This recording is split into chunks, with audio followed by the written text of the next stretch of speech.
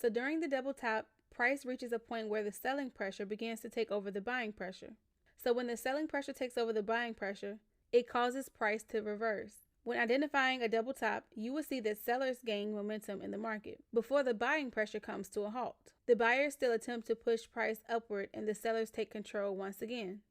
This incident results to the buyers noticing that they are not winning the fight, which results to the selling pressure taking control with a reverse in trend.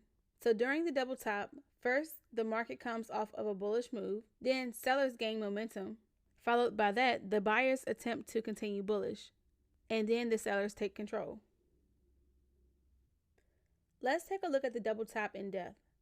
So during the double top, you need to pay close attention to the highest high of the first swing point and the highest close of the candle. If you look at the chart, I have the highest high of the first swing point and the highest close of the candle. The highest high of the candle should never, and I will say this again, it should never close above the highest high. After identifying the double top pattern, you need to see the market pushing lower, creating a lower low, lower close. Once you start testing the markets, you will have to determine which pattern you are visualizing based on the information provided from this course. You have to apply your own knowledge that you have learned, but however, when you are unsure, stay out of the trade. Never hop into a trade without applying your own trading plan and your own trading strategy beforehand.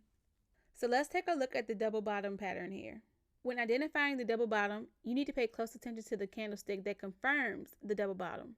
To do so, you must be able to identify the lowest close and the lowest low of the candle. The lowest close and the lowest low do not have to be on the same candlestick to be confirmed.